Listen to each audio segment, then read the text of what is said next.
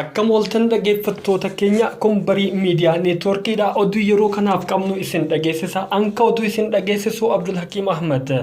Amma oduu bal'inaan Ameerikaa keessatti namoonni hidda dhaloota Itoophiyaa qaban 100 ol sababa vaayirasii koronaatiin du'uun isaa gabaafame.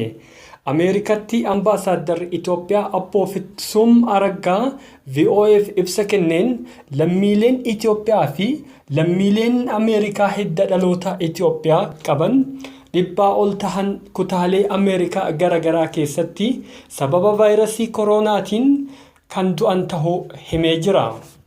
Abboofitsum akka jedhanitti lammiileen Itoophiyaa hedduun manneen kunuunsa manguddootaa dabalatee iddoowwan tajaajila garaa keessa waan hojjetaniif vaayirasii kanaaf akka saaxilamaniif sababa tahee jira jedhaniiru.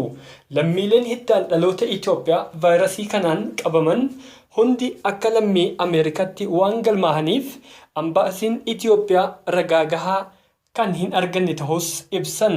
Odeeffannoon hanga ammatti argame kun waldaalee hawaasaa fi dhaabbilee Itoophiyaa irraa ta'uu hime.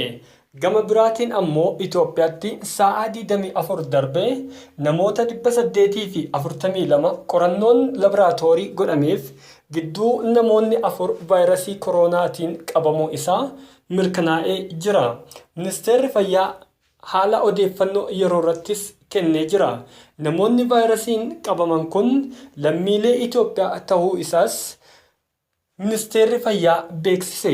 Walumaa galatti namoonni vaayirasii koronaan qabaman Itoophiyaa keessatti 96 gahee jira jechuun Ministeerri Fayyaa Federaala Itoophiyaa beeksise.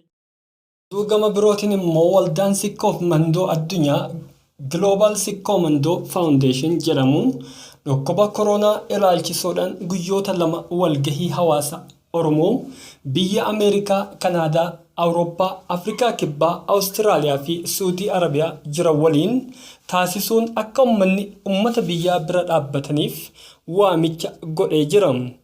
Akka dura taa'an waldaa kanaa obbo Muhammad Adam Busee dubbatanitti Waldaan Sikkoo Mandoo meeshaalee adda addaa fi keemikaala hanga tokko biyya seensisuu isaa himan. Mallee itti fufuun goofandii qopheessuudhaan hanga dandahame horii walitti qabuudhaan uummata biyyaa biraan gahuun waan gama isaanii dandahame hundaan uummata keenya koronaa vaayirasii irraa baraaruuf hojjetaa jiraachuu isaanii Waldaan Sikkoo Mandoo himee jira. Oduma wal fakkaatuun immoo uummanni keenya biyya ambaa keessa jiru osoo ofiifuu manatti galee rakkoo keessa jiru ogeeyyii fayyaa fi uummata biyyaa gargaaru itti fufee jira.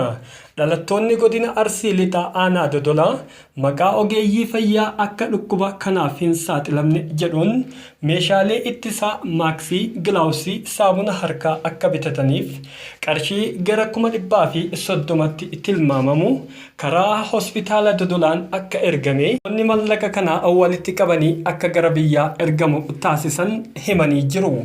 Warra hafeefillee fakkeenya gaarii ta'uudhaan uummata keenya akka dhukkuba abaaramaa kanarraa tin'isan yookaan immoo baraaran dhaammatanii jiru.